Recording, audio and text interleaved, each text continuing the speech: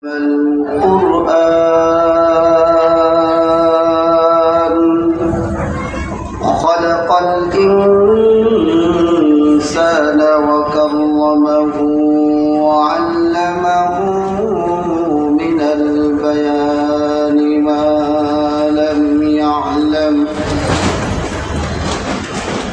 فسبحان الذي لا يحصى امتنانه باللسان ولا بالقلم نستغفره ونتوب إليه ونشهد أن لا إله إلا الله وحده لا شريك له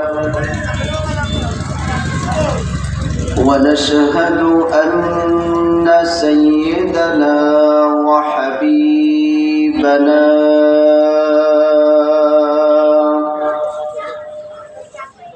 وحبيب ربنا وطبيبنا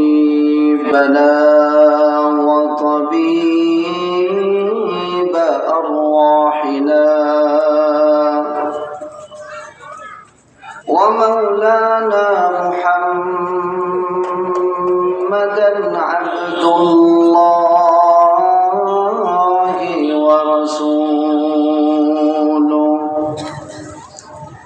صلى الله تبارك وتعالى عليه وعلى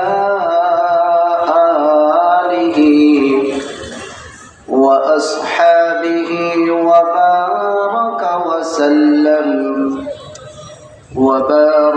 وسلم تسليما كثيرا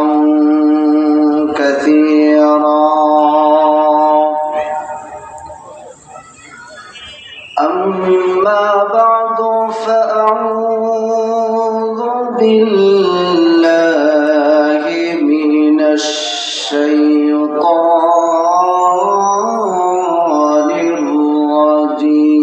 الرجيم بسم الله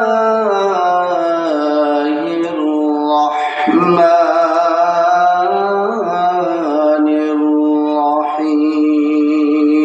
الرحيم يرفع الله الذين آمنوا منكم والذين أوتوا العلم درجات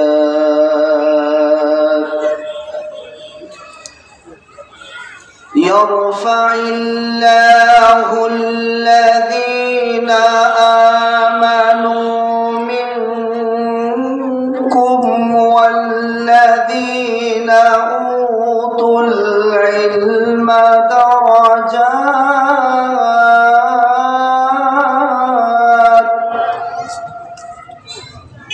والله بما تعملون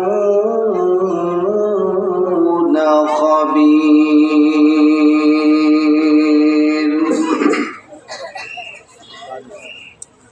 وعن أبي هريرة رضي الله تعالى عنه قال قال رسول الله صلى الله عليه وسلم من سلك طريقا يلتمس فيه علما سهل الله له به طريقا إلى الجنة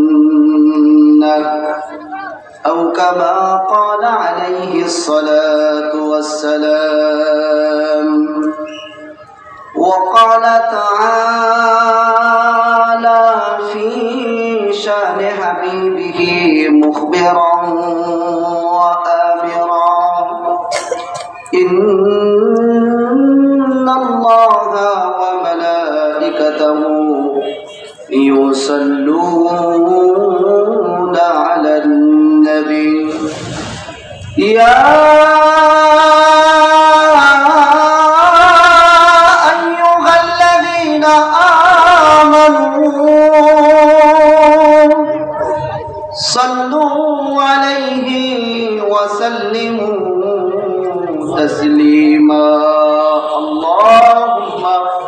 صل على محمد وعلى آل محمد كما صليت على إبراهيم وعلى آل إبراهيم إنك حميد مجيد সামনে যারা বসা আছেন সকলে অত্যন্ত মহব্বতের সাথে নবীজি সাল্লাল্লাহু আলাইহি সাল্লামের প্রতি দুরূদ পেশ করেন খুব মহব্বতের সাথে একটু উঁচু আওয়াজ দিয়ে আল্লাহুম্মা বারিক আলা মুহাম্মদ ওয়া আলা আলি মুহাম্মদ কামা বারাকতা আলা ইব্রাহিম ওয়া আলা আলি ইব্রাহিম ইন্নাকা হামিদুম मजीद रहे मेरा मस्कन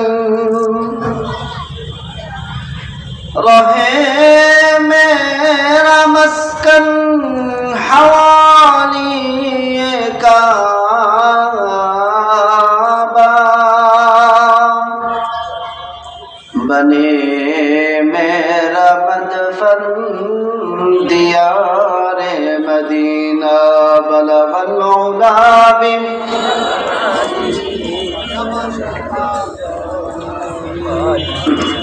حسنت جميع خصاله صلوا عليه وآله لا إله إلا الله جر لا إله إلا الله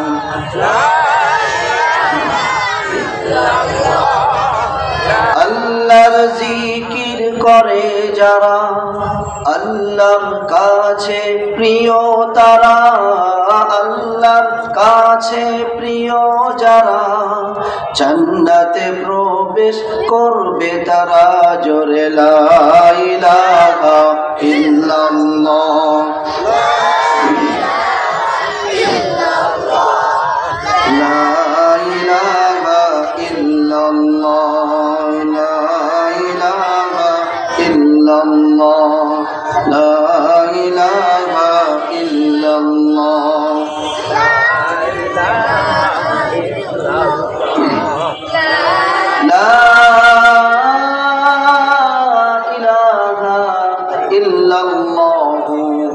মুহাম্মাদুর রাসূলুল্লাহ সাল্লাল্লাহু আলাইহি ওয়াসাল্লাম। নওয়াপাড়া বাইতুস সালাম জামে মসজিদ ও কারিমিয়া হাফিজিয়া মাদ্রাসার উদ্যোগে 2 দিন ব্যাপী বিশাল এই তাফসীরুল কোরআন মাহফিলের তৃতীয় দিনের প্রথম অধিবেশনে সম্মানিত সভাপতি শ্রদ্ধেয় উলামায়ে কেরাম উপস্থিত আছেন।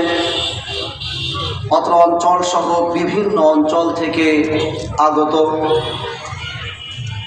দিনদার আশিকিন জাকিরিন শাকিরিন মুসলিম দিন দরদি ভাইরা উপস্থিত আছেন। যুগে যুগে আল্লাহর এই জমিনে আল্লাহর দ্বীন প্রতিষ্ঠার জন্য যারা সবচাইতে অগ্রণী ভূমিকা পালন করেছেন আমার তরুণ এবং যুবক ভাইয়েরা উপস্থিত আছেন। অত্র অঞ্চলের বিভিন্ন স্কুল কলেজ ইউনিভার্সিটির একান্ত প্রিয় মেধাবী ছাত্র ভাইয়েরা উপস্থিত আছেন। বিভিন্ন প্রতিষ্ঠানের শ্রদ্ধাভাজন উস্তাদ বৃন্দ উপস্থিত আছেন। আরও বিভিন্ন অঞ্চল থেকে আগত আপামর তাওহীদি জনতা পর্দার অন্তরায় থেকে শুনছেন, মহিলা অথবা মহিলা প্যান্ডেল থেকে শুনছেন। শ্রদ্ধেয়া সম্মানিতা মা এবং বোনেরা, প্রাণ প্রিয় নবলাবাসী, আপনারা কেমন আছেন? জোরে বলেন, কেমন আছেন? ভালো রেখেছেন কে? ভালো রাখেন কে? প্রশংসা হবে কার? গুণগান করবেন কার? সবসময় প্রশংসা হবে কার? প্রশংসা কম না বেশি বেশি? কম না বেশি বেশি? এখন শীতকাল চলছে, এখন শীতকালেও প্রশংসা হবে কার? এই শীতের, প্রচন্ড শীতের এই কাঁপুনির মধ্যেও প্রশংসা হবে কার? আবার যখন শীতকাল পেরিয়ে গ্রীষ্মকাল আসবে তখনও প্রশংসা হবে কার? সারা বছর সুখে থাকি আর দুঃখে থাকি, সর্ব অবস্থায় আমরা কার প্রশংসা করব? তাই আসুন মাহফিলের সর্বপ্রথম এই প্রথম অধিবেশনের প্রথম বক্তা হয়ে আমরা আজকে সেই রব্বে কারিমের দরবারে শুকরিয়া জ্ঞাপন করে আমাদের অত্র এই বিশাল এই তাফসীরুল কোরআন মাহফিলকে শুরু করছি, যিনি আমাদেরকে মায়া করে মহব্বত করে ভালোবেসে একেবারে বাড়ি থেকে সমস্ত কাজ সমস্ত ব্যস্ততাকে পিছনে ফেলে রেখে আল্লাহ রাব্বুল আলামিন আমাদেরকে একটা জান্নাতি মাহফিলে জান্নাতি পরিবেশে আসার বসার তৌফিক যে রব্বে কারিম দান করলেন, তার সমীপে তার আলিশান দরবারে সেজদা অবনত চিত্তে গলার সমস্ত শরীরের সমস্ত শক্তিকে গলার মাঝ বরাবর এনে আমরা প্রশংসা করছি, সকলে পড়ছি আলহামদুলিল্লাহ। এই যে আজকের এই কারিমিয়া হাফিজিয়া মাদ্রাসার উদ্যোগে 15তম বার্ষিক এই ওয়াজ মাহফিল 15 বছর অতিক্রান্ত হয়ে গেছে, ঠিক কিনা? এই মাহফিলটা আমরা প্রতি বছর পেয়ে খুশি না বেজার? জোরে বলতে হবে, কথা বলতে হবে, আরো জোরে বলতে হবে। লোক বেশি দরকার নাই, যে কয়জন আছে আলহামদুলিল্লাহ। আমি জানি এখানে যদি আমাদের এই অনুষ্ঠান না হয়ে যদি কোনো গানের মঞ্চ হতো, যদি নায়ক নায়িকা গায়ক গায়িকাদের মতো নিকৃষ্ট মানুষদেরকে এখানে আনা হতো, তাহলে কি এই কয়জন লোক হতো বলেন? যদি বলেন ফজরের পরে আনা হতো, ফজরের পরেই মাঠ ভর্তি। যদি বলেন যে হুজুর ব্যাংকের সময় এই অন্নপ্রা অঞ্চল ব্যবসায়ীদের অঞ্চল, হুজুর ব্যাংকের একেবারে ঠিক ওই মুহূর্তে গায়ক গায়িকা নায়ক নায়িকাদের মতো নিকৃষ্ট মানুষগুলো যদি এই স্টেজে থাকতেন, তাহলে আমাদের এই কয়জন কি সেই সময় লোক হতো বলেন না? তার থেকে বেশি, তার থেকেও বেশি।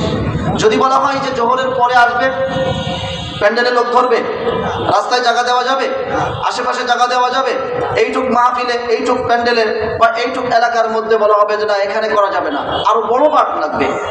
তো যাই হোক, কোরআনে কারিমের পক্ষে হকের পক্ষে লোক সব সময়ই কম থাকে, ঠিক কিনা জোরে বলেন?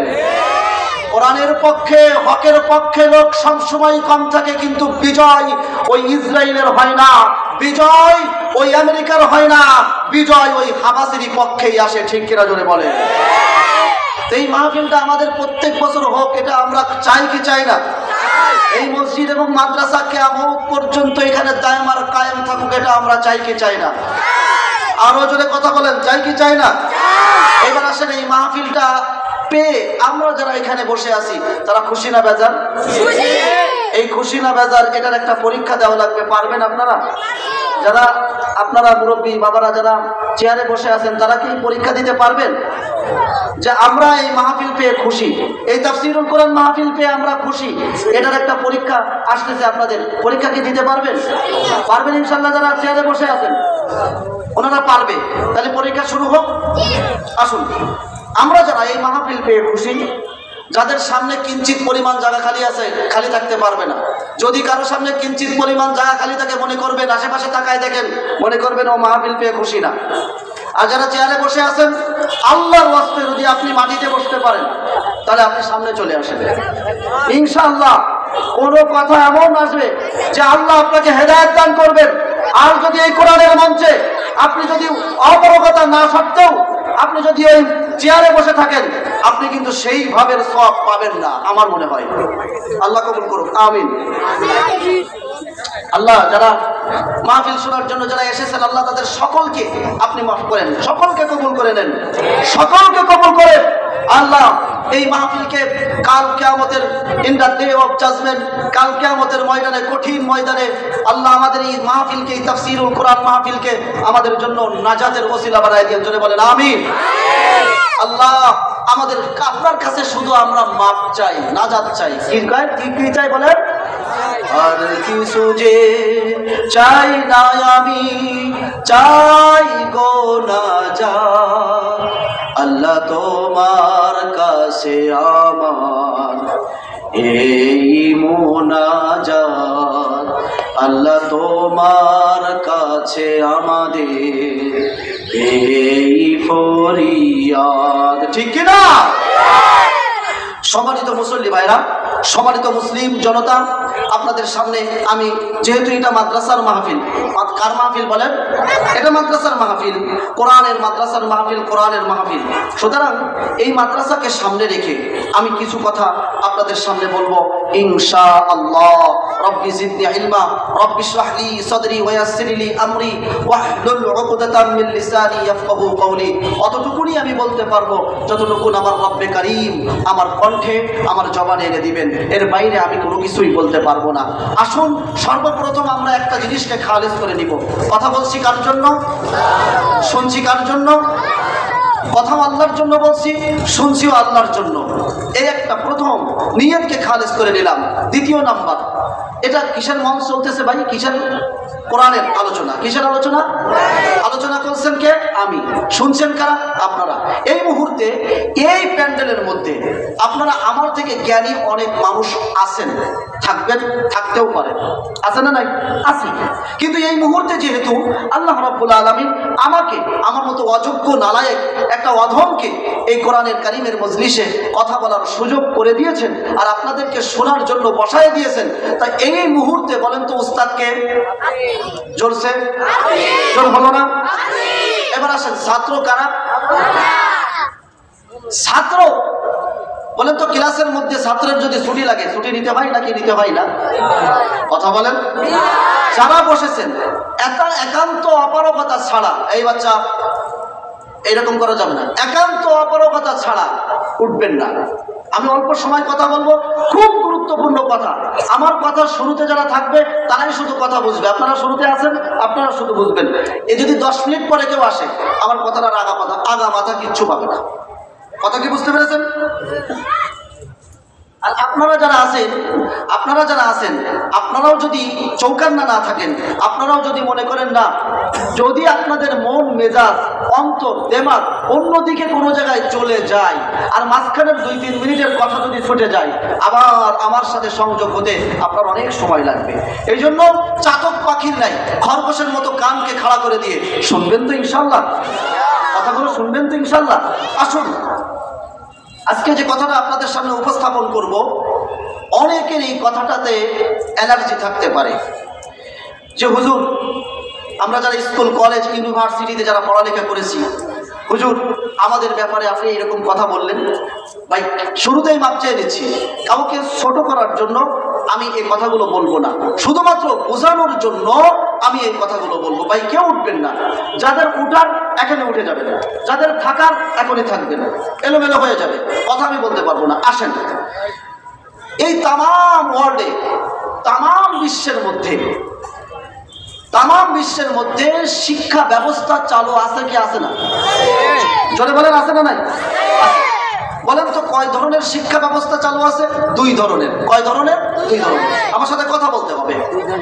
এক ধরনের শিক্ষা ব্যবস্থা হলো এই কোরআনের শিক্ষা, একে বলা হয় মাদ্রাসার শিক্ষা, মক্তবের শিক্ষা, একে বলা হয় জামিয়ার শিক্ষা, একে বলা হয় হেফজখানার শিক্ষা, মক্তবের শিক্ষা, কোরআনের শিক্ষা, যেটা আমরা এক কথায় মাদ্রাসার শিক্ষা বলে আমরা বুঝি। 2 নম্বর, এই তামাম পৃথিবীর মধ্যে আরেকটা শিক্ষা ব্যবস্থা চালু আছে, যেটাকে আমরা জেনারেল শিক্ষা ব্যবস্থা বলি, যেটাকে আমাদের ভাষায় আমরা একটু ভালোভাবে বুঝতে গেলে বলি স্কুল কলেজ ইউনিভার্সিটির শিক্ষা, ঠিক কিনা? বলেন তো, প্রশ্ন করলে এবার আপনারা বলেন যে তামাম বিশ্বের মধ্যে কয় ধরনের শিক্ষা ব্যবস্থা চালু আছে? ভালো করে বলতে হবে, কয় ধরনের শিক্ষা ব্যবস্থা? 1 নম্বর কোরআনের শিক্ষা, মাদ্রাসার শিক্ষা। 2 নম্বর জেনারেল শিক্ষা। আসেন, এই 2টা শিক্ষা ব্যবস্থার একটা পার্থক্য, একটা সমন্বয় আমি করব যে কোন শিক্ষা ব্যবস্থায় আমার সন্তান, আজকের জানুয়ারি মাস চলতেছে, আমার সন্তানকে আমি ভর্তি করব। আজকের জানুয়ারি মাসের পরে সামনে রমজান মাস, রমজান মাসের পরে আরেকটা ভর্তির সিজন আসবে, ওই সময় আমি আমার বাচ্চাকে কোন জায়গায় ভর্তি করব? হুজুর, সমস্ত জায়গায় তো 2টা শিক্ষা ব্যবস্থা চালু আছে, একটা হলো মাদ্রাসা শিক্ষা ব্যবস্থা, আর একটা হলো স্কুল কলেজ জেনারেল শিক্ষা ব্যবস্থা। আমি আমার সন্তানকে, আমি আমার ছেলে আমার মেয়েকে কোন শিক্ষা ব্যবস্থায় দিলে আমি দুনিয়াও লাভ করতে পারবো, আখিরাতও লাভ করতে পারবো, আমি এই উভয় জগতের ভালো থাকতে থাকবো কোন শিক্ষা ব্যবস্থায়, এই বিষয়টা নিয়ে আপনাদের সামনে আমি একটু কথা বলবো। কথা কি বুঝতে পেরেছেন? আসেন, তাহলে আমার আজকের কথার টপিক হলো দ্বীনি শিক্ষা বনাম জেনারেল শিক্ষা। কথা কি বুঝতে পেরেছেন? আসেন, এইবার আরেকটা বিষয় আপনাদের সামনে ক্লিয়ার করি। আল্লাহ রাব্বুল আলামিন যত মাখলুক সৃষ্টি করেছেন, বলা হয় যে 18,000 মাখলুকাত, কম বেশি যত মাখলুক আল্লাহ তাআলা সৃষ্টি করেছেন, সমস্ত মাখলুক আল্লাহর সৃষ্টির উদ্দেশ্যের দিক দিয়ে দুই প্রকার। বলেন তো, আল্লাহ তাআলা এক একটা, আপনি কোনো কাজ করেন কি উদ্দেশ্য ছাড়া? না, কোনো কাজ কেউ উদ্দেশ্য ছাড়া করে না। আল্লাহ রাব্বুল আলামিনও তাম বিশ্বের সব কিছু বানিয়েছেন, তার উদ্দেশ্য আছে না নাই? এই সমস্ত মাখলুকাতকে আল্লাহ রাব্বুল আলামিন দুইটা কারণে সৃষ্টি করেছেন। এক নাম্বার, এই দুইটা উদ্দেশ্যের দিক দিয়ে তাম বিশ্বের যত মাখলুক আছে দুই ভাগে বিভক্ত হয়ে যাবে। এক ভাগ মানব আর দানব। এক ভাগ কি বলেন ভাই? দানব বলতে আমি জিন জাতিকে বুঝিয়েছি। এই মানব আর দানব আরেক ভাগ, মানব দানব ছাড়া আর যত মাখলুক আছে সব মাখলুক আরেক ভাগে পড়বে। হুজুর, আল্লাহ রাব্বুল আলামিন এই মানব আর দানবকে সৃষ্টি করলেন কি কারণে? সূরা যারিয়াতের মধ্যে আল্লাহ রাব্বুল আলামিন বলেন, ওয়া মা খালাকাতুল জিন্না ওয়াল ইনসা ইল্লা লিয়াবুদুন। আল্লাহু আকবার। আল্লাহ রাব্বুল আলামিন সূরা যারিয়াতের মধ্যে উল্লেখ করেন, ও দুনিয়ার মানুষ, তোমরা মানুষ আর জিন এই দুই জাতিকে আমার একটা উদ্দেশ্যে আমি সৃষ্টি করেছি, আর কোনো উদ্দেশ্য না। সেই উদ্দেশ্য হলো কেবলমাত্র একমাত্র আমার ইবাদত করবে, আর কিছু করবে না। বলেন তো, কি উদ্দেশ্য বলা হয়েছে? ইবাদতের জন্য। নবীজি সাল্লাল্লাহু আলাইহি সাল্লাম বলেন, তোমরা হলে, তোমাদেরকে সৃষ্টি করা হয়েছে কেবলমাত্র আখিরাতের জন্য। ওয়া খুলিকতুম লিল আখিরাহ, তোমাদেরকে সৃষ্টি করা হয়েছে কেবলমাত্র আখিরাতের জন্য, দুনিয়ার জন্য নাই।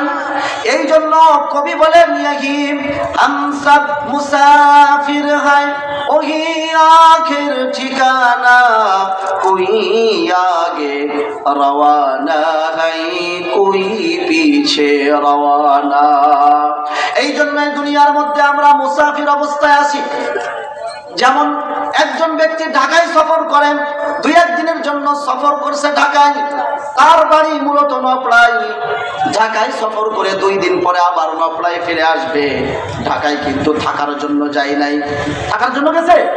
আমাদেরকে আল্লাহ রাব্বুল আলামিন এখানে পাঠিয়েছেন। এটা একটা পরীক্ষার হল, এটা একটা মুসাফির খানা। আমাদেরকে আল্লাহ রাব্বুল আলামিন মূলত বানিয়েছেন জান্নাতের জন্য। কার জন্য বলেন? আল্লাহ রাব্বুল আলামিন বলেছেন, দুনিয়াতে মানুষ এবং জিন জাতিকে সৃষ্টি করেছি একমাত্র আমার ইবাদতের জন্য, আর কোনো কাজ নাই। আর এই ইবাদত হবে কার জন্য? আখিরাতের জন্য। বলেন তো, এইবার আল্লাহ রাব্বুল আলামিন মানুষ এবং জিন জাতিকে কি দুনিয়ার জন্য সৃষ্টি করেছেন নাকি আখিরাতের জন্য? আল্লাহ আমাদেরকে সৃষ্টি করেছেন কে? আল্লাহ। জোরে বলেন, আমাদের স্রষ্টাকে। তাহলে আমাদের সৃষ্টির উদ্দেশ্য একমাত্র তিনিই জানবেন। আর তিনি কোরআনে কারীমের মধ্যে ঘোষণা দিয়েছেন যে মানুষ আর জিন জাতিকে আমি সৃষ্টি করেছি কেবলমাত্র আখিরাতের জন্য, দুনিয়ার জন্য না। এই কারণেই আমরা দেখি যে পৃথিবীর মধ্যে যত ক্ষমতাধর লোক হোক, পৃথিবীর মধ্যে তাম বিশ্বের মালিক যদি হয়, তাম বিশ্বের বাচ্চা যদি হয়, তারপরেও কি সে দুনিয়াতে থাকতে পেরেছে? তাকে চলে যেতে হয়েছে কিনা? সুতরাং বোঝা গেল আমরা এই দুনিয়াতে থাকার জন্য আসি নাই। এই দুনিয়ার জন্য মূলত বানানো হয় নাই আমাদেরকে। সেটা কোরআন এবং হাদিস দ্বারা আপনাদের সামনে স্পষ্ট করেছি। আসেন, এই মানব আর দানব ছাড়া বাকি যত মাখলুকাত আছে সমস্ত মাখলুকাতকে বানানো হয়েছে কিসের জন্য? আল্লাহ রাব্বুল আলামিন সূরা বাকারার 29 নম্বর আয়াতের মধ্যে আল্লাহ তাআলা বলেন, মানব আর দানব ছাড়া আর যত মাখলুকাত তোমরা দেখো আর না দেখো, এর একটা উদ্দেশ্যে আমি বানিয়েছি। সেই উদ্দেশ্য কি জানো? আল্লাহ রাব্বুল আলামিন বলেন, হুয়াল্লাযী খালাকা লাকুম মা ফিল الأرض جميعا ثم استوى إلى السماء فسواهن سبع سماوات وهو بكل شيء عليم আল্লাহ রাব্বুল আলামিন বলেন, মানব দানব ছাড়া আর যত মাখলুক আছে এ সব বানিয়েছি এই মানব আর দানবের উপকারের জন্য। এই আসমান কার জন্য বলেন? মানুষের জন্য আর জিনের জন্য। এই জমিন কার জন্য? কথা বলেন। এই জমিন কার জন্য? এই গাছপালা লতা পাতা কার জন্য? এই গরুটা বড় হচ্ছে কার জন্য? এই ছাগলটা বড় বানাচ্ছে কার জন্য? এই যে নদীর মধ্যে মাছগুলো ঘুরে বেড়ায় আস্তে আস্তে বড় হয়ে যাচ্ছে এটাও কার জন্য? আপনার ফার্মের মধ্যে মুরগিগুলো বড় বানাচ্ছে আল্লাহ কার জন্য? বিভিন্ন ধরনের শাক সবজি লতা পাতা বানাচ্ছে আল্লাহ কার জন্য? আমাদের জন্য। আল্লাহ রাব্বুল আলামিন বলেন, ও মানুষ ও জিন, তোমরা দুইজনকে বানিয়েছি আখিরাতের জন্য, দুনিয়ায় তোমাদের থাকার জায়গা না। আর তোমরা দুইজন বাদে আর যত মাখলুক আছে সব মাখলুক গুলোকে আমি আল্লাহ রাব্বুল আলামিন তোমাদের খেদমতের জন্য তৈরি করেছি। সুবহানাল্লাহ। এবার আমার হাতে উত্তর দেন, আল্লাহ তাআলা সমস্ত মাখলুকাত উদ্দেশ্যের দিক দিয়ে কয় প্রকার? মানুষ, মানব আর দানব, এই দুইজন দুইটা সৃষ্টিকে আল্লাহ তাআলা কার জন্য বানিয়েছেন? বলেন না, কেউ বলেন আখিরাতের জন্য। বলেন দুনিয়ার জন্য কি বানিয়েছেন? দুনিয়ার জন্য বানিয়েছেন বলেন তো। আর মানব আর দানব ছাড়া বাকি সমস্ত মাখলুককে আল্লাহ তাআলা কাদের জন্য বানিয়েছেন? এই মানুষের জন্য, উপকারের জন্য। এই জন্যই দেখবেন যে মানুষ আর জিন ছাড়া কোন প্রাণীর জন্য আইন কানুন নাই। আপনারা তো জীবনে বহু মুফতির ফতোয়া শুনেছেন। বলেন তো এই ফতোয়া কি কোনো মুফতি সাহেব দিয়েছে যে যদি বিড়াল যদি যে মালিকের বাড়ি সে থাকে ওই মালিকের দুধ চুরি করে খেলে বিড়ালের জন্য বৈধ, আর যদি অন্য মালিকের দুধ চুরি করে খায় বিড়ালের জন্য হারাম? এই ফতোয়া কোনো মুফতি সাহেব দিয়েছে? কেন দিল না? বলে যে তার তো উদ্দেশ্য এটা, তার তো খুশি, তার থাকার জায়গা, তার আনন্দের জায়গা, তার সব কিছু হলো এই দুনিয়া কেন্দ্রিক। কথা কি বুঝতে পেরেছেন?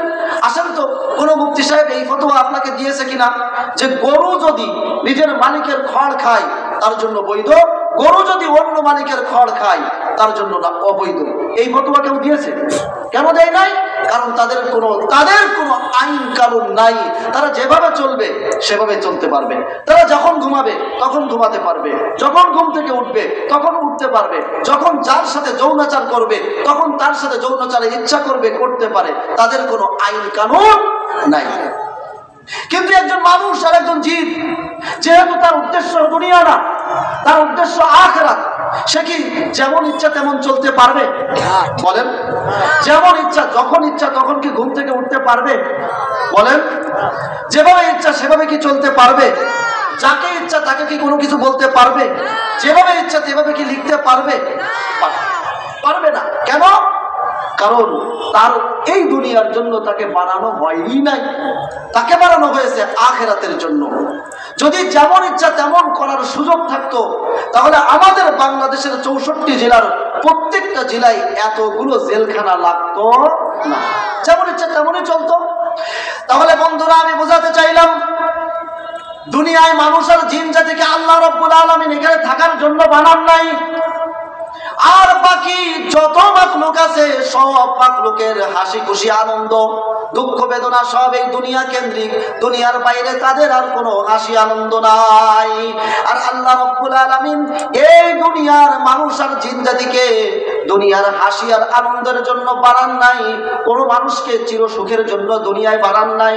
তাহলে হুজুর সুখ করবো কোথায়? বলে তোমার চির সুখের জন্য দুনিয়ার পরে একটা জায়গা রাখা হয়েছে যার নাম জান্নাত। ঠিক কি না? এই দুনিয়ায় যেমন ইচ্ছা তেমন করলে যেমন জেলখানায় যেতে হয়, ছোট সরকারের আইন। আর এই দুনিয়ায় যদি বড় সরকারের আইন লঙ্ঘন করে কেউ, তাহলে তার জন্য রয়েছে চির স্থায়ী আযাবের জায়গা জাহান্নাম। ঠিক কি না? আমরা এই কথাই বুঝতে পারলাম যে মানুষ আর জিন এই দুইটা জাতি এই দুনিয়ার জন্য না। এবার আসেন আমার ওই প্রথম কথায়, সেটা কি? যে হুজুর সমস্ত বিশ্বে দুইটা শিক্ষা ব্যবস্থা চালু আছে। এক নাম্বার কি বলছিলাম বলেন তো? কোরআনের শিক্ষা ব্যবস্থা, মাদ্রাসার শিক্ষা ব্যবস্থা। দুই নাম্বার জেনারেল শিক্ষা ব্যবস্থা। এবার আসেন, এই দুইটা শিক্ষা ব্যবস্থার একটা উদ্দেশ্য আছে না নাই? আমি আগেই বলেছিলাম প্রত্যেকটা মানুষ কাজ করে উদ্দেশ্যকে সামনে রেখে। এই দুইটা শিক্ষা ব্যবস্থার দুইটারই দুইটা উদ্দেশ্য আছে না নাই? আপনি যদি কোরআন শিক্ষা, যারা কোরআন শেখেন, যারা মাদ্রাসায় পড়েন, তাদের কাছে যদি জিজ্ঞাসা করেন, ও হাফেজ, ও আলেম, তুমি তো মাদ্রাসায় পড়তেছো, মাদ্রাসার ছাত্রদেরকে ডাক দিয়ে যদি জিজ্ঞাসা করেন, ও মাদ্রাসার ছাত্র হাফেজ সাহেব, ও আলেম সাহেব, মুফতি সাহেব, আপনি বলেন তো এই মাদ্রাসায় পড়েছেন, এটার উদ্দেশ্য কি? ওই হাফেজ, ওই আলেম, ওই মাদ্রাসা পড়া তলবে এলেম আপনাকে স্পষ্ট উত্তর দিয়ে দিবেন, দুনিয়া আমরা চাই না, দুনিয়ার কোনো সম্মান, দুনিয়ার কোনো সার্টিফিকেট আমাদের দরকার নাই। আমাদের কার্যক্রম শুরু হবে চোখ যেদিন বন্ধ হবে, তারপর থেকে কার্যক্রম শুরু হয়ে যাবে। সুবহানাল্লাহ। বলেন তো এবার এই যে কোরআনের শিক্ষা, এই শিক্ষার উদ্দেশ্য দুনিয়া না দিন আখেরাত? বলেন দুনিয়া না আখেরাত? আবার বলেন দুনিয়া না আখেরাত? আবার বলেন কোরআনের উদ্দেশ্য কি দুনিয়া না আখেরাত? এখন আমি কি ভুল বলতেছি? আমি কি তথ্য কি ভুল বলতেছি? আপনি জিজ্ঞেস করেন, এখনো সামনে আছে তলবেলেমরা, বা কোনো তলবেলেমকে ডাক দিয়ে জিজ্ঞেস করবেন, এই তোমার উদ্দেশ্য কি সামনে? তুমি কি জন্য কোরআন তেলাওয়াত করো? তুমি কি জন্য হাফেজ হও? তুমি কি জন্য আলেম হওয়ার জন্য এত মেহনত আর এত ফিকির করতেছো? সে বলবে, আমি আমার আখিরাতে যখন মরে যাবো, আমি যাতে আমি কালেমাটা নিয়ে মরতে পারি, যখন আমার কবরের মধ্যে মান রব্বুকা ওয়া মা দীনুকা ওয়া মান নবিয়ুকা, তিনটা প্রশ্ন যখন আমার সামনে করা হবে, আমি যখন সঠিক সুন্দর উত্তর দিতে পারি, কিয়ামতের মাঠে যখন উঠবো, আমার সামনে মিজান আছে, আমার সামনে ফুলসিরাত আছে, এই সব ঘাটিগুলো পার হয়ে আমি যেন চিরশিখের জান্নাতে যেতে পারি, এই উদ্দেশ্যেই আমি আজকে কোরআন তেলাওয়াত করতেছি, ঠিক কি না? সম্মানিত মুসলমান ভাইরা আমার, এবার আসুন আমরা জেনারেল শিক্ষার একজন শিক্ষিতকে ডাক দেই।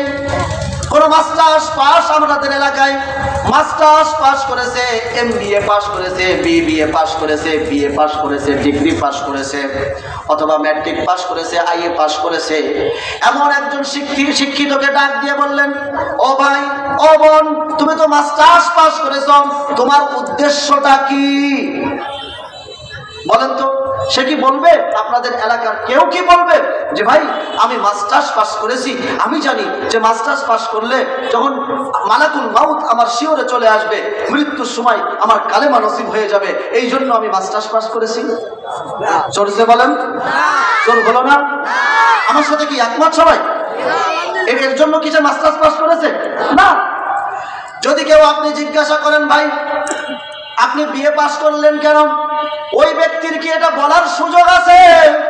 কবরের মধ্যে যখন ডাকা হবে, কবরের মধ্যে তিনটা প্রশ্ন করা হবে, আমি জানি ও আমার ভাই ওই তিনটা প্রশ্নের উত্তর দেওয়ার জন্য আমি অক্লান্ত পরিশ্রম করে সেই পেলে থেকে আজকের BA পর্যন্ত, আজকের মাস্টার্স পর্যন্ত ওই পড়ালেখা করেছি, কবরের ওই তিনটা প্রশ্নের উত্তর যাতে সুন্দর মতো দিতে পারি, এই কথা কেউ বলবে? কেউ বলবে না। তাহলে কি বলবেন?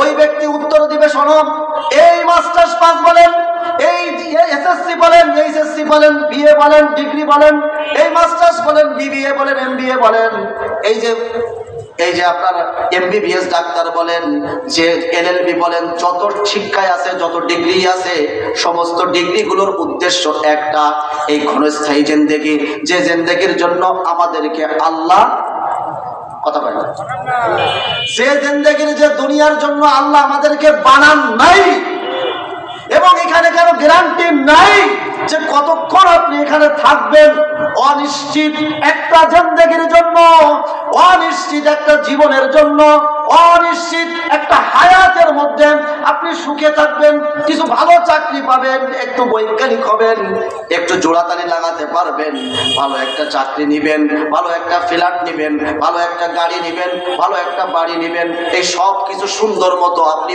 অনিশ্চিত ক্ষণস্থায়ী এক সেকেন্ডের দুনিয়ার জন্য আপনার পেলে থেকে নিয়ে একবার মাস্টার্স পর্যন্ত প্রায় 20 থেকে 26 বছর পর্যন্ত আপনি মেহনত করেছেন, এটাই বলবে না?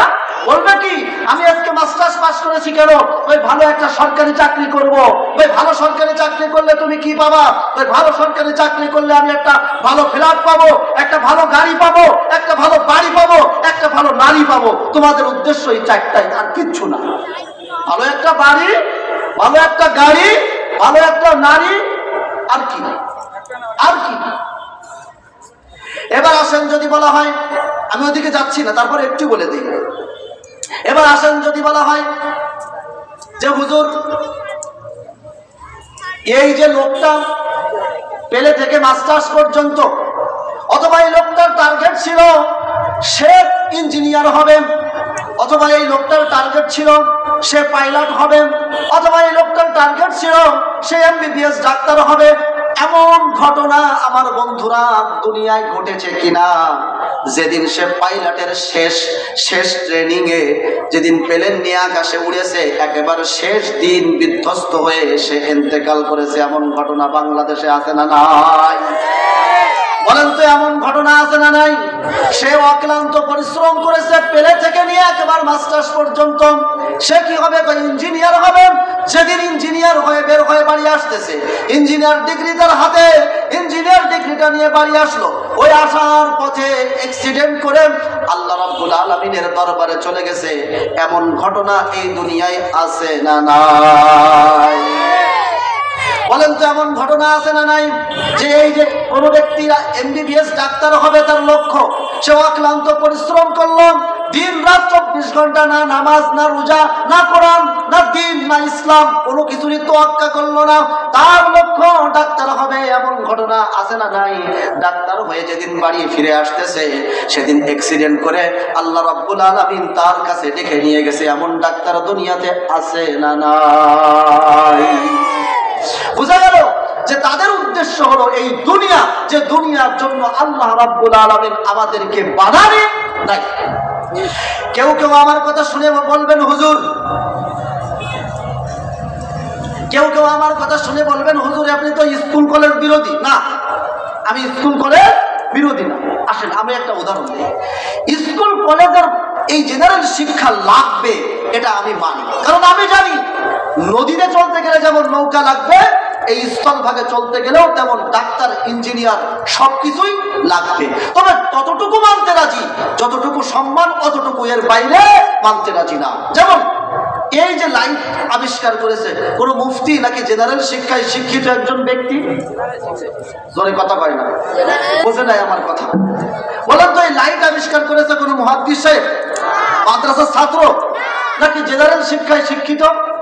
আসেন, এই লাইট আবিষ্কার করে সেই ব্যক্তি দুনিয়াতে যতদিন ছিল অতদিন পর্যন্ত এই অন্ধকারের মধ্যে লাইট জ্বালিয়ে কিছু কাজ করার সুযোগ আমাদেরকে করে দিয়েছে কিনা? সে নিজেও এই সুযোগ নিয়েছে, আমাদেরকেও সুযোগ করে দিয়েছে। আমি আপনাকে বলি, যেদিন এই লোকটা মারা গিয়েছে সেদিন তার কবরের মধ্যে কয়টা লাইট দেওয়া হলো? একটাও দেবেন না? তাহলে বোঝা গেল এই জেনারেল শিক্ষায় শিক্ষিত হয়ে কিছু ফায়দা আছে, লাভ আছে, তবে লাভ অতদিন পর্যন্ত সে উপকৃত হবে যতদিন পর্যন্ত এই নাকের মধ্যে দিয়ে নিঃশ্বাস আদান প্রদান হবে। যেদিন নিঃশ্বাস শেষ হয়ে যাবে, আদান প্রদান শেষ হয়ে যাবে, সেদিন তার এই এত কিছু আবিষ্কার সব পড়ে থাকবে, শুধু সেই থাকবে না। ঠিক কিনা? আরেকটা উদাহরণ দেই, এই যে ফ্যান আবিষ্কার করেছে, বলেন তো এটা মুফতি সাহেব নাকি জেনারেল শিক্ষায় শিক্ষিত ব্যক্তি? সবাই বলেন, জোরে বলেন, জোরে বলেন। এবার আসেন গরমকালের মধ্যে, গরমের মধ্যে একটু ঠান্ডা বাতাসের ব্যবস্থা সে করেছে কিনা? সে এই আবিষ্কারের পরে সে নিজেও ওই ফ্যান থেকে ঠান্ডা বাতাস নিয়েছে কিনা? কিন্তু যেদিন ইন্তেকাল হলো, যেদিন ইন্তেকাল হলো, কবরের মধ্যে শোয়ায় দেওয়া হলো, বলেন তো এখন তার গরম বেশি না কম? এই কবরের মধ্যে গরম বেশি না কম? ফ্যান লাগবে না? কয়টা ফ্যান দিয়েছেন? বোঝা গেল যে না, যতদিন পর্যন্ত এই রুহু, এটার যতদিন আপ ডাউন আছে, যতদিন পর্যন্ত শ্বাস প্রশ্বাস আছে, অতদিন পর্যন্ত এই জেনারেল শিক্ষার উপকার আছে, এর বাইরে আর নাই। ঠিক না? উদাহরণ দিতে গেলে আরো সময় লাগবে, আমি ওইদিকে যাব না। আরেকটা কথা আমি আপনাদেরকে বলি, এই যে সম্মান, জেনারেল শিক্ষায় শিক্ষিত হয়ে এই যে সম্মান, এটা পাইতেও কিন্তু সময় লাগে, ঠিক কিনা? আসেন হুজুর কিভাবে বুঝান। আমাদের বাংলাদেশের সব থেকে আধুনিক প্রতিষ্ঠান হলো কিন্ডারগার্টেন। কিন্ডারগার্টেনের শুরু হলো পেলে থেকে। পেলে প্রথম বছর আপনার সন্তানকে ভর্তি করলেন কিন্ডারগার্টেনের পেলে, অথবা কোনো প্রাথমিক বিদ্যালয়ের পেলেতে ভর্তি করলেন, ঠিক কিনা? পেলেতে ভর্তি করার পর বলেন তো, পেলে সে ব্যক্তি পেলে পড়ার পর 1 বছর পড়েছে, কয় বছর? কি শেষ হয়েছে তার? কেউ বোঝে না, কি শেষ হয়েছে তার? পেলে। এবারে পেলে শেষ হওয়ার পর আপনার দোকানের ম্যানেজারি করতে পারবে? কথা কয় না? কেমন সম্মান হলো, কেমন আপনার অফিসের তারা কি ম্যানেজার বানাতে পারবেন? পেলে শেষ করে পারবেন না। আসুন এবার নার্সারি 2 বছর নার্সারি শেষ করলো, তাও কি আপনার দোকানের ম্যানেজারি করতে পারবে? আসেন এবার কেজি 1 শেষ করলো, কত দাম হলো? কিছুই না। এরপরে আসেন, কয় বছর চলে গেছে? 3 বছর। এরপরে আসেন এবার কেজি 2 পাস করেছে, তার কেমন দাম? সে কি এখন পাইলট হতে পারবে? কথা বল। সে কি এখন ব্যাংকের ম্যানেজারি করতে পারবে? কথা বলেন। সে কি এখন বিভিন্ন জায়গায় শিক্ষকতা করতে পারবে? তাহলে কোনো দাম হয়েছে? 2 পড়ার পরেও কোনো দাম দেবেন না? আরে আল্লাহ। এবার আসেন কেজি 3। এই 3 পড়া 5 বছর অতিক্রান্ত হওয়ার পর, 3 পর্যন্ত পড়ার পর আপনাদের অফিসে তারে কারা কারা রাখতেন? একটু হাত তোলেন তো। যে হুজুর 3 পাস, আপনি বাজেন হুজুর 3 পাস মানে কি বোঝেন? 5টা বছর স্কুলে পড়েছে, 5টা বছর, তার কি দাম আপনি জানেন? ক্লাস 3 পাস করেছে। বলেন তো তাকে কোন দোকানের ম্যানেজারি করতে দেওয়া হবে? কিছুই না। এরপরে দেখেন এইবার সে একটু বছর বাড়াবে, 4 পাস করবে, আরেকটু দাম বাড়বে। এইবার পিএসসি পাস করবে, আরেকটু দাম বাড়বে। জেএসসি পাস করবে, আরেকটু দাম বাড়বে। এসএসসি পাস করবে, আরেকটু দাম বাড়বে। এইচএসসি পাস করবে, আরেকটু দাম বাড়বে। বিএ পাস করবে, আরেকটু দাম বাড়বে। মাস্টার্স পাস করবে, আরেকটু দাম বাড়বে। বিসিএস করবে, আরেকটু দাম বাড়বে। এমবিবিএস করবে, আরেকটু দাম বাড়বে। এরপরে এফসিপিএস করবে, আরেকটু দাম বাড়বে। বর্তমান বিশ্বের সবচাইতে বড় ডিগ্রি হলো এফআরসিএস। এই এফআরসিএস পাস করবে, তার সর্বোচ্চ দাম হবে। তবে এফআরসিএস পর্যন্ত পাস কি 1-2 বছরে হয়ে গেল? না। ওই আমি মানলাম এই জেনারেল শিক্ষায় শিক্ষিত হলে দাম আছে, তবে এতে অনেক সময় পর্যন্ত অপেক্ষা করতে হয়। এরপরে অনেক সময় পর্যন্ত দাম পাওয়ার পরেও অনিশ্চিত জিন্দেগি। যেদিন সে পাস করে আসলো সেই দিনও দুনিয়া থেকে চলে যেতে পারে। আবার বর্তমান সমাজে যেহেতু রাজনৈতিক দৃষ্টিভঙ্গি, তুমি বিএনপি করো, ওই হ্যাঁ, ওই তোমার কোনো চাকরি নাই, ওই তুমি আমলিগ করো। যদি বিএনপি ক্ষমতায় থাকে, ওই তুমি আমলিগ করো, কই হয়, ওই তোমার কোনো চাকরি নাই। যদি আবার জামাত ইসলাম থাকে, ওই তুমি কি আমলিগ বিএনপি করো, ওই বলে হ্যাঁ, ওই তোমার কোনো চাকরি নাই। ওই চাকরি কার? ওই শুধু যদি বিএনপি ক্ষমতা থাকে সমস্ত অফিসাররা বিএনপি, ওই চাকরি কার? যদি আমলিগ ক্ষমতায় থাকে সমস্ত ক্ষমতা সমস্ত অফিসাররা আমলিগের, ঠিক কিনা? তাহলে আপনি যে পড়ালেখা করতেছেন, জেনারেল শিক্ষায় শিক্ষিত হওয়া, পাবেন কি? সরকারি চাকরি। আপনি করেন কি বিএনপি? কোনো দাম নাই। কথা কি বুঝতে পেরেছেন? আপনার দল ক্ষমতা আসা পর্যন্ত বয়সও আটকায় রাখেন, সার্টিফিকেট কেতার নিচে দিয়ে, পালিশের নিচে দিয়ে ঘুমায় থাকেন। এবার আসেন, তাহলে তুলনামূলক 5 বছর যাওয়ার পরে, ক্লাস 3 পাস করার পরে তো কোনো দাম হয়নি, হয়েছে? আসেন এবার আমি এই কোরআনের কথা বলি। জাগতিক শিক্ষার বিষয়টা আপনাদেরকে বোঝালাম। যে দুনিয়ায় আমরা থাকতে আসি নাই, যে দুনিয়ার জন্য আমাদেরকে বানানো হয় নাই, যে দুনিয়ার কোনো গ্যারান্টি 1 সেকেন্ডের কারণ নাই, সেই দুনিয়াকে পাওয়ার জন্য আজকের আমার তাওহীদি জনতা, আজকের মুসলমান 95% মুসলমান তার সন্তানকে এই কোরআনকে মাইনাস করে, এই জঘন্যতম শিক্ষা কোরআনকে মাইনাস করে তারা শিখাচ্ছে। রেডি থাকো, তোমরা রেডি থাকো, তোমরা কিয়ামতের মাঠে রেডি থাকো। আল্লাহ রাব্বুল আলামিনের সামনে সেই বাচ্চা দাঁড় হয়ে বলবেন, আমার সেই পিতামাতা কই, যারা আমাদেরকে কোরআন থেকে সরিয়ে এই সমস্ত শিক্ষা শিখিয়েছিল, তাদেরকে সামনে আনেন। আল্লাহ রাব্বুল আলামিন তাদেরকে সামনে আনবেন এবং তাদেরকে দোলায়ে পাড়ায় জাহান্নামে নিক্ষেপ করে তারপরে তোমার সন্তান জাহান্নামে যাবে। কথা কি বুঝতে পেরেছেন? আজকে 95% মুসলমান, কোরআনের শিক্ষা ছিল মুসলমানদের শিক্ষা। কোরআনের শিক্ষা ছিল মুসলমানদের একমাত্র হৃদয়ের শিক্ষা। কোরআন আল্লাহ আমাদেরকে সৃষ্টি করেছেন কে? মুসলমান ঘরে জন্ম দিয়েছেন মোহাব্বত করে, মায়া করে কে? যদি আজকে হিন্দুর ঘরে জন্ম দিত, আপনি মুসলমান হতে আপনার জন্য কঠিন ছিল না? তো আল্লাহ রাব্বুল আলামিন মায়া করে, মোহাব্বত করে, আল্লাহ রাব্বুল আলামিন ঈমানের ঘরে আপনাকে জন্ম দিয়েছেন। আর আল্লাহর সাথে নাফরমানি করে, আল্লাহর সাথে গাদ্দারি করে আপনার সন্তানকে কোরআনকে মাইনাস করে জেনারেল শিক্ষায় শিক্ষিত হয়েছেন। আপনি রেডি থাকেন, আপনি রেডি থাকেন। দুনিয়ার মধ্যে ইনশাআল্লাহ সামনে হবে সেই দিন, দেখবেন যেদিন আপনাকে কাঁধ ধরে বৃদ্ধাশ্রমে আপনার সন্তান রেখে আসবে। ঠিক কিনা জোরে বলেন। সম্মানিত ভাইরা আমার, আমি শিক্ষাকে ছোট করছি না, আমি বোঝাতে চাইছি কোরআনের শিক্ষা কেমন। এবার আসুন আমি কোরআনের শিক্ষা বলি। ওই পাশে 5 বছর অতিক্রান্ত হওয়ার পরেও তেমন কোনো সম্মান কি হয়েছিল? বলেন বলেন। ওই পাশে 5 বছর কেজি 3 পড়ার পরেও তেমন কোনো সম্মান কি হয়েছিল? আসেন এইবার কোরআনের শিক্ষায় শিক্ষিত হওয়ার জন্য, একজন হাফেজ হওয়ার জন্য, একজন আলেম হওয়ার জন্য একটু বাড়ি থেকে বেডিং কাঁথা সে যে বয়সেরই হোক, তার বয়স 50 বছর কোনো ব্যাপার না, তার বয়স 40 বছর কোনো ব্যাপার না, তার বয়স 80 বছর কোনো ব্যাপার না, যে বয়সেরই হোক কোরআন শেখার জন্য, কোরআনের ইলম হাসিল করার জন্য বাড়ি থেকে বেডিং কাঁথা কেবল গুছায়েছে। এখন যাবে মাদ্রাসার দিকে, কোরআন শিক্ষার জন্য যাবে, কেবল বেডিং কাঁথা গুছায়, পরিকল্পনা করে বেডিং কাঁথা গুছায় বাড়ির ঘর থেকে রাস্তায় নেমেছে। এখনো মাদ্রাসায় যায় নাই, মাদ্রাসায় ভর্তি হয় নাই, কোরআনের সেই শিক্ষালয়ে এখনো যায় নাই, সেই প্রতিষ্ঠানে এখনো যায় নাই। বিশ্বনবী জনাবে মুহাম্মদুর রাসূলুল্লাহ, মুসলিম শরীফের রওয়ায়াত, আল্লাহ রাসূল বলেন, মান সালাকা তরিকান ইয়ালতামিসু বিহি ইলমান সাহালাল্লাহু লাহু বিহি ইলাল জান্নাহ।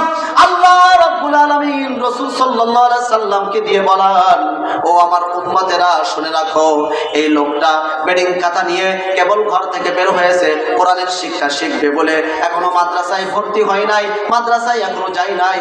ওর সম্মান কেমন জানো? ওর সম্মান কেমন? ও যদিও মাটি দিয়ে হাঁটতেছে, কিন্তু ও মাদ্রাসার দিকে যাচ্ছে না। আমি রাসূল ঘোষণা দিলাম ও জান্নাতের দিকে যাচ্ছে। সুবহানাল্লাহ। ওই দিকে 5 বছর অতিক্রান্ত হওয়ার পর কোনো মর্যাদা পাই নাই, আর এই দিকে কেবল বেডিং কাঁথা গুছায় মাদ্রাসার দিকে রওনা হওয়ার সাথে সাথে আল্লাহ রাসূল তার জন্য জান্নাতের ঘোষণা দিয়ে দিয়েছেন। সুবহানাল্লাহ। সম্মানিত ভাইরা আমার, এবার হাঁটি হাঁটি পা পা করে মাদ্রাসার মধ্যে ঢুকে গেল। মাদ্রাসার মধ্যে যে একটা ফর্ম নিল, ফর্ম ফিল আপ করেন। এইবার হুজুর বললেন, আসো, তুমি কাছে আসো, তুমি এখন তলবে হয়ে গেছো, আসো কাছে আসো, তোমাকে এবার আরবি হরফ শিক্ষা দিব। হুজুর তাকে পড়াইছেন বিসমিল্লাহির রহমানির রহিম। এই বিসমিল্লাহ বলার সাথে সাথে, বিসমিল্লাহ কোনো অক্ষর এখনো পড়ে নাই, শুধু বিসমিল্লাহ বলেছেন।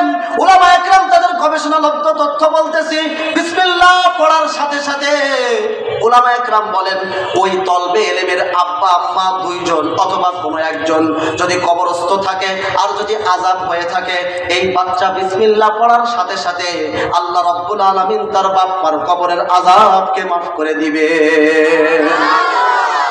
একদিনও এখনো গেছে? আর ওই পাশে 5 বছর কোনো কি হয়েছিল সম্মান? আসেন এবার হাঁটি হাঁটি পা পা করেন। এবার আলিফ বা তা সা জিম, আল্লাহু আকবার। আস্তে আস্তে এবার পড়া শুরু করেছে, আলিফ বা তা সা জিম। উস্তাদের সামনে পড়া শুরু করলাম। এই কোরআনের শিক্ষা এমন দামি শিক্ষা, একদিনও যাই নাই, 1টা ঘন্টাও যাই নাই, ভর্তি হয়ে উস্তাদের কাছে কেবল বসেছে, আলিফ বা তা সা পড়া শুরু করেছেন। বিশ্বনবী যার কথা আল্লাহ যেটা বলেন তিনিও সেটা বলেন, তার জীবনের কোনো কথা আল্লাহর কথার বাইরে বলেন নাই। আল্লাহ বলেন ওয়ামা ইয়ানতিকু আনিল হাওয়া ইন হুয়া ইল্লা ওয়াহয়ুন ইউহা।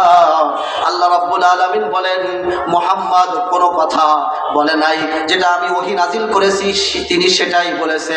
মৌলভী গার গেজনা গুপ্তা তারা গুপ্তা মুস্তাফা মুস্তাফা গার গেজনা গুপ্তা তারা গুপ্তা জিবরাইল জিবরাইল গার গেজনা গুপ্তা তারা গুপ্তা রব্বুল জলিল। মৌলভী কোনো কথা বলে না যদি মুহাম্মদ কোনো কথা না বলেন। মুহাম্মদ কোনো কথা বলে নাই জীবনে যতক্ষণ পর্যন্ত জিবরাইল তাকে না বলেছে, আর জিবরাইল কোনো কথা বলে নাই যতক্ষণ পর্যন্ত বিশ্বের মালিক তাকে না জানায়ছে। বোঝা গেল বিশ্বনবী সাল্লাল্লাহু আলাইহি ওয়াসাল্লাম জীবনে যা যা বলেছেন যা যা করেছেন সব কার কথা? বিশ্বনবী বলেন এইবার আলিফ বা তা সা যখন বিশ্ব ওই বাচ্চাটা উস্তাদের সামনে পড়া শুরু করলাম, ওর সম্মান কেমন বাড়লো। ও আমার উম্মতেরা শোনো শোনো, এই হাদিসটা যদি আমি এমনি শোনায় দেই আপনারা বুঝবেন না। এই হাদিসটা শোনানোর আগে আপনাদেরকে একটা উদাহরণ দেই। বর্তমান বিশ্বের সব থেকে পরাশক্তি রাষ্ট্র কোনটা? বলেন বলেন বলেন। এইবার এই বর্তমান বিশ্বের সব থেকে শক্তিধর ক্ষমতাধর নেতা কোনটা? Donald Trump. বলেন একজনের নাম, এটা তো ইন্টারভিউ না, সঠিকটা বলতে হবে। বলেন একজনের নাম। যাক, ডোনাল্ড ট্রাম্প। বর্তমান বিশ্বের সব থেকে ক্ষমতাধর রাষ্ট্র হলো আমেরিকা, তার প্রেসিডেন্ট হলো ডোনাল্ড ট্রাম্প। মনে করেন আমাদের এই গরিব রাষ্ট্রে ডোনাল্ড ট্রাম্প আসবে, বলেন তো আকাশ দিয়ে আসবে নাকি স্থল দিয়ে আসবে? আকাশ দিয়ে। এসে আন্তর্জাতিক এয়ারপোর্ট উত্তরা, সেখানে এসে নামবে শাহজালাল বিমানবন্দর। সেখানে দুইটা রাস্তা, একটা হলো ভিআইপি আর একটা হলো জেনারেল সাধারণ। রাস্তা কয়টা বলেন তো? কোন রাস্তা দিয়ে আসবে সে? জেনারেল রাস্তা দিয়ে, সাধারণ রাস্তা না, ভিআইপি। এবার আসেন মেহমান, বিদেশি মেহমানাগার। উত্তরা এয়ারপোর্ট থেকে বিদেশি মেহমানাগার যেখানে সে থাকবে প্রায় 20 কিলোমিটার রাস্তা। বলেন তো এই 20 কিলোমিটার রাস্তার উপর দিয়ে কি গালিচা বিছানো হবে? লাল গালিচা। এই যে তাকে সংবর্ধনা দিবেন লাল গালিচা বিছায়, এটা কোন পর্যন্ত? ওই প্লেন থেকে নামবে, গাড়িতে উঠার যে আগ পর্যন্ত একটা গালিচা তার বিছাই দেওয়া হবে। প্রধানমন্ত্রী, প্রাইম মিনিস্টার আর আমাদের প্রেসিডেন্ট বা অন্যান্য আমলা কামলা যারা আছে তারা দুই পাশ দিয়ে থাকবে। এই গালিচার উপর দিয়ে লাল গালিচার সংবর্ধনা দিয়ে তাকে গাড়িতে উঠানো হবে। এটা হলো বিশ্বের সব থেকে পরাশক্তি দেশের পরাশক্তি, সব থেকে ক্ষমতাধর নেতার সংবর্ধনা হলো লাল গালিচা। সংবর্ধনা দিচ্ছেন আমাদের এই রাষ্ট্রের যার পেটের মধ্যে বাথরুম। কথা হয় না? এই প্রধানমন্ত্রীর পেটের মধ্যে বাথরুম আছে না নাই? ওর নাকের মধ্যে কি দুর্গন্ধ, গালের থুতু। প্রধানমন্ত্রীর গালের থুতু খাইতে পারবেন কিনা? তো দুর্গন্ধ না? কানের মধ্যে বাথরুমে গেলে সামনে দিয়েও দুর্গন্ধ, পিছনে দিয়েও দুর্গন্ধ। এই ডোনাল্ড ট্রাম্পকে সংবর্ধনা দেওয়ার জন্য এই দুর্গন্ধযুক্ত মানুষগুলো দাঁড়ায় গেছে।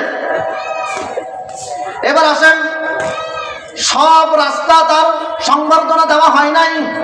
শুধুমাত্র প্লেন থেকে নেমে গাড়িতে ওঠার জন্য যতটুকু রাস্তা, এতটুকু লাল গালিচা বিছানো হয়েছে। বিশ্বনবী জনাবে মুহাম্মদুর রাসূলুল্লাহ সাল্লাল্লাহু আলাইহি ওয়াসাল্লাম বলেন, ওয়া ইন্না মালাইকাতার রাহমান লা তাদউ আজনিহাতাহা রিদান লিতালিবিল ইলম। আল্লাহু আকবার।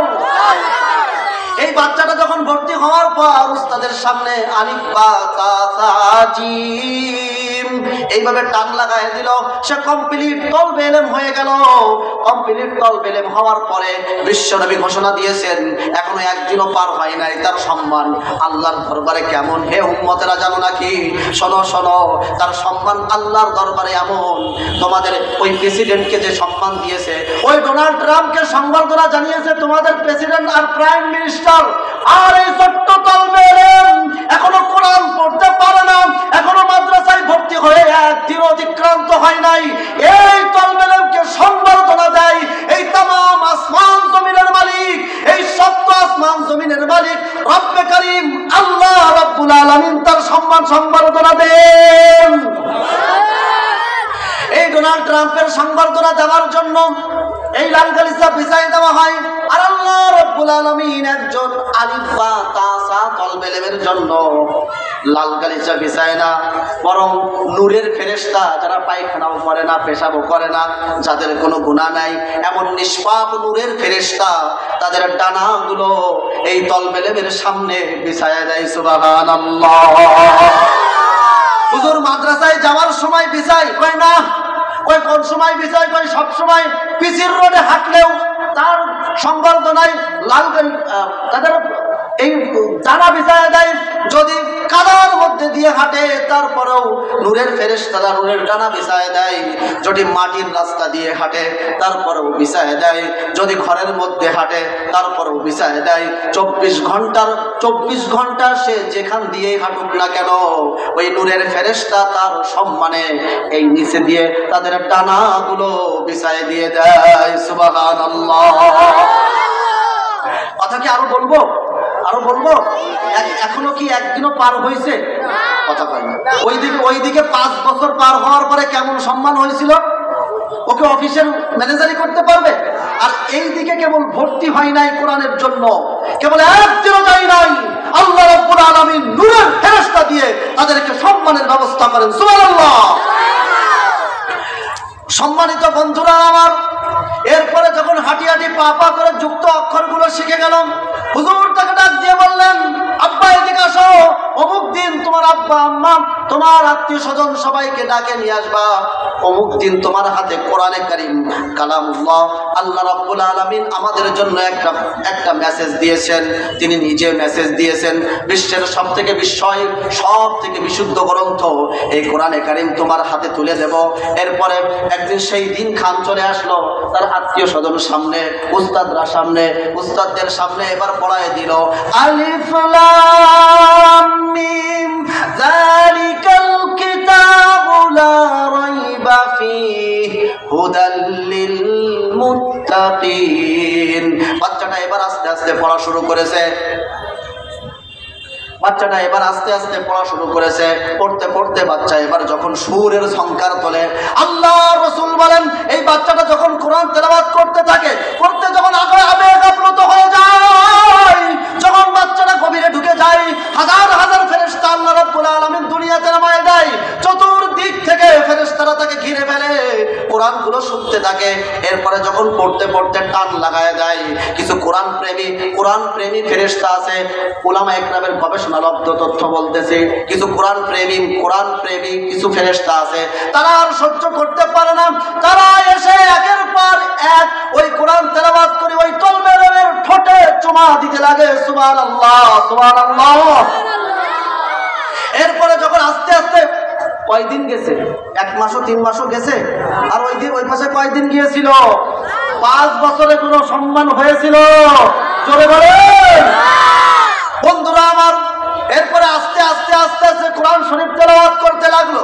উস্তাদ হাফিজ সাহেবের কাছে একের পর এক সবক দিতে দিতে 6666 আয়াত যখন মুখস্থ হয়ে গেল, বিশ্বনবী তখন ঘোষণা দিচ্ছেন, মান ক্বারাআল কুরআনা ফাস্তাযহারাহু ফাআহাল্লা হালালাহু ওয়া হাররামা হারামাহু আদখালাহুল্লাহুল জান্নাহ ওয়া শাফাআহু ফি 'আশরাতিন মিন আহলি বাইতিহি কুল্লুহুম ক্বাদ ওয়াজাবাত লাহুমুন নার। আল্লাহু আকবার। বিশ্বনবী সাল্লাল্লাহু আলাইহি সাল্লাম বলেন, এই রকম হাঁটি হাঁটি পা পা করে যখন সে কোরআন শরীফ তেলাওয়াত করলো, সমস্ত 6666 আয়াত আর 30 পারা যখন তার সিনার মধ্যে সে লিপিবদ্ধ করে ফেললো, হাফেজ হয়ে গেল। 2টা কাজ সে করলো, তার জীবনকে হারামকে হারাম জানলো, তা মেনে চললো, হারামকে হারাম জানলো, তা মেনে চললো, হালাল আর হারাম অনুযায়ী তার জীবনটা পরিচালনা করলো। কিয়ামতের মাঠে আল্লাহ রাব্বুল আলামিন শুধু উঠতে দেরি জান্নাতে তাকে পৌঁছায় দিতে দেরি করবেন না। শুধু কি তাই, এইবার জান্নাতে হাফেজ, খেয়াল করেন, জান্নাতে হাফেজ এইবার জান্নাতের দিকে দৌড়াচ্ছে। পিছনে এই যে বক্তা উঠার আগে পিছনে দেখেন না অনেকগুলো মানুষ স্লোগান দেয়, তো সামনে চলো হাফেজ, তুমি সামনে চলো, আমরা তোমার পিছনে আসি। এই স্লোগান দিয়ে হাজার হাজার ফেরেশতা ইস্তেকবাল জানায়, সংবর্ধনা জানায়, লাল গালিচার শুভেচ্ছা জানায়, হাফেজকে জান্নাতের দিকে নিয়ে যাচ্ছে, হঠাৎ জান্নাত, হঠাৎ হাফেজ সাহেব দাঁড়ায় গেছে। খুব খেয়াল করে, হঠাৎ হাফেজ সাহেব দাঁড়ায় গেছে। ফেরেশতারা বলল, হাফেজ সাহেব আপনি দাঁড়ায় গেলেন কেন? ওই ফেরেশতারা রে, আমি আর এক কদম সামনে যেতে পারবো না। ফেরেশতারা জিজ্ঞাসা করলো, হাফেজ সাহেব, আল্লাহ রাব্বুল আলামিন আজকে এই বিভীষিকাময় ময়দান, অর্ধহাত মাথার উপরে সূর্য, মানুষ পাগল হয়ে যাচ্ছে, এই অবস্থায় আল্লাহ আপনাকে সম্মানিত করেছেন, এক মুহূর্তও দেরি করেন নাই, জান্নাতে দিয়ে দিয়েছেন, আপনি কেন দাঁড়ায় গেলেন? হাফেজ সাহেব বলল, জানো নাকি তোমরা ফেরেশতা, জানো না আমি যখন মাদ্রাসায় হেফজ পড়তাম তখন অক্লান্ত পরিশ্রম করেন প্রত্যেক মাসে আমার মুখে খাবার যে ব্যক্তি তুলে দিত, জীবনে কোনোদিন ভালো কাপড় পরে নাই, ভালো জুতা পরে নাই, ভালো কাপড় ঈদটা ভালো করে পার করে নাই, আমার সেই আব্বা ওই দেখো জাহান্নামের মধ্যে জ্বলে, আমি ওই জনম দুঃখিনী আব্বাকে রেখে এক কদম সামনে যাওয়া আমি হাফেজের জন্য সম্ভব না। আল্লাহু আকবার। এরপরে এই দৃশ্য দেখছেন সে কে? আল্লাহ। এই দৃশ্য উপর থেকে দেখছেন কে বলেন? আল্লাহ রাব্বুল আলামিন ফেরেশতাদেরকে জিজ্ঞাসা করলেন, ফেরেশতারা হাফেজ সামনে যায় না কেন? ফেরেশতারা জবাব দেয়, হাফেজ সাহেবের আব্বা যান জাহান্নামের মধ্যে, হাফেজ এক কদম সামনে যাবে না। আল্লাহ রাব্বুল আলামিন ফেরেশতাদেরকে বলেন, ওই হাফেজ সাহেবের আব্বাকে জাহান্নাম থেকে তুলে ডান হাতে দিয়ে দাও। ডান হাতে দিয়ে দিল। হাফেজ সাহেব সামনের কদম বাড়ালো, একটু কদম পরেই হাফেজ সাহেব বললেন, হাফেজ সাহেব দেখলেন যে তার জনম দুঃখিনী আম্মা যান তার জাহান্নামের মধ্যে রয়েছে। হাফেজ সাহেব সামনে যাবেন না, আম্মাকেও টেনে তুলবেন, তার দাদাকেও টেনে তুলবেন, তার দাদিকেও টেনে তুলবেন, তার নানি জাহান্নামের মধ্যে নানিকেও টেনে তুলবেন, তার নানা জাহান্নামের মধ্যে নানাকেও টেনে তুলবেন। এমনকি এই মাদ্রাসায় যারা হেফজ করতেছে, এই মাদ্রাসায় যারা সহযোগিতা করেছে, 1 টাকা দিয়ে যারা সহযোগিতা করেছে, কসম দিয়ে বলি ওই হাফেজ হওয়ার জন্য যারাই শরীক ছিল, আল্লাহ রাব্বুল আলামিন তাদেরকে মাফ করে দিয়ে চির সুখের জান্নাত নসিব করে দিবেন। আল্লাহু আকবার। ওই পাশে কত বছর? আর এই পাশে কেবল আমার জানা মতে একবার মক্তব থেকে শুরু করে হাফেজ সাহেব বসা আছে, 5 বছরের মধ্যে হেফজ কমপ্লিট। ঠিক না? মক্তব থেকে শুরু করে 5 বছরের মধ্যে তার সম্মান আকাশচুম্বী সম্মান হয়ে যায়। তার সম্মানের কাছে কোন ব্যক্তি, একজন হাফেজের সম্মানের কাছে কোন ফেরেশতাও সম্মান নিতে পারে না। তার সম্মানের জন্য নূরের ফেরেশতা পর বিছায় দেয়। সম্মান কি ফেরেশতার বেশি না হাফেজের বেশি? সুতরাং বুঝে শুনে আরো কথা বলতে চাইছিলাম, এখন বাস্তবতা আসলে কি বলতে চাইছিলাম, সময় একেবারে শেষ, এখন আজান দিবে। বুঝে শুনে আপনার সন্তানকে কোথায় দিবেন এটা আপনারই দায়িত্ব। আমি 2টা শিক্ষা ব্যবস্থা আপনার সামনে ক্লিয়ার করলাম, এখন আপনি বুঝে দেখেন আমার সন্তানকে আমি কোন শিক্ষায় শিক্ষিত করব। তবে যদি স্কুলে পড়াতে চান, প্রথমে নুরানি মাদ্রাসায় কয় ক্লাস পড়াই নিয়েন। এই বলে আমি আমার এই সংক্ষিপ্ত বক্তব্য এখানেই শেষ করছি। ওয়া আখিরু দাওয়ানা আলহামদুলিল্লাহি রাব্বিল আলামিন। আসসালামু আলাইকুম ওয়া রাহমাতুল্লাহি।